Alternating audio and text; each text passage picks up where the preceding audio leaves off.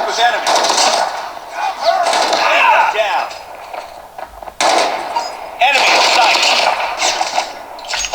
Target in sight.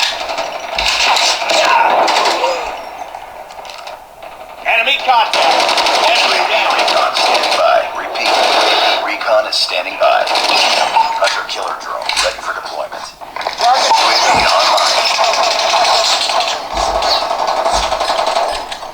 Hunter-killer drone deployed.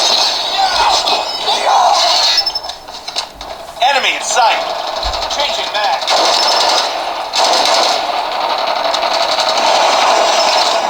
Enemy contact. Enemy down. Predator missile on standby. Changing mag. Objective almost complete. So there's a brief demo of gaming on the Redmi Pad, which on this 10.6-inch IPS LCD display, which offers a color gambit of 1 billion colors, is pretty darn good if you ask us. And then when you factor in this Redmi Pad costs $249. Yes, that's it, £250, whatever you want to use a conversion. But there's so much more that this tablet offers. Let's take the unboxing experience, for example. It's pretty basic. You get a USB-A to USB-C cable, the box, the inserts, the manuals, all that boring stuff, and then you've got the fast charging brick. Weird quirky thing though, it's a 25 watt fast charging brick, but the tablet only lets you charge up to 18 watts. I guess you could use it for another device. But there's so much more to the Redmi Pad than that price tag and gaming and a basic unboxing experience.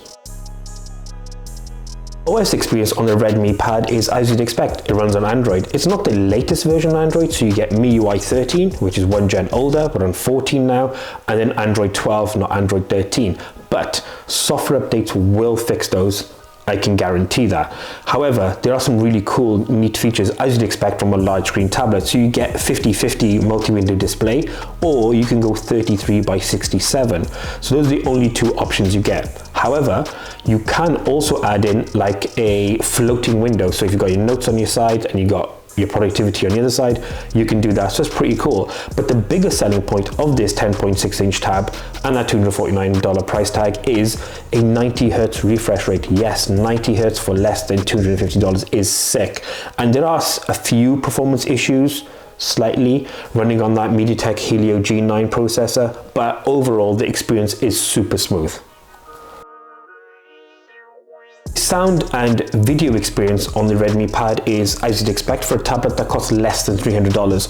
You have 4 firing speakers to the top, to the bottom when you hold it in landscape mode, and it's decent, not great. But the video output on this for media consumption is pretty darn good. So you got that 1 billion color LCD panel, and now demonstrates clearly how good the video output can be if you're looking for a media consumption device.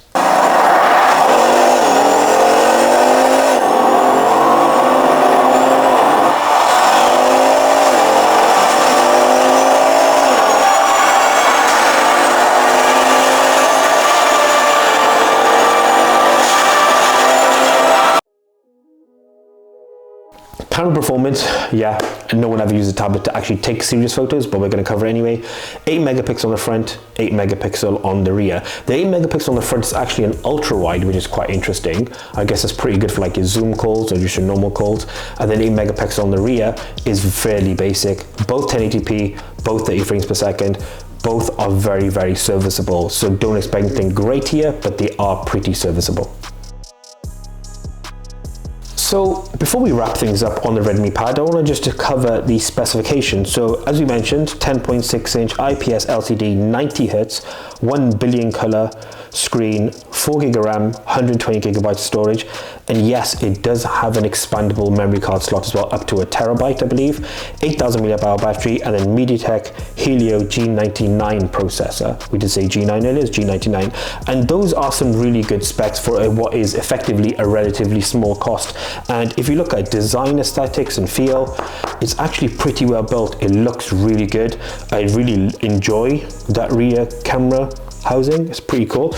But besides that, this is a pretty good entry-level tablet. So as we mentioned earlier in our review, is if you're looking for a media device, this is great. If you're looking for something that just does the very basics, your core shopping, your core banking, everything, it's great.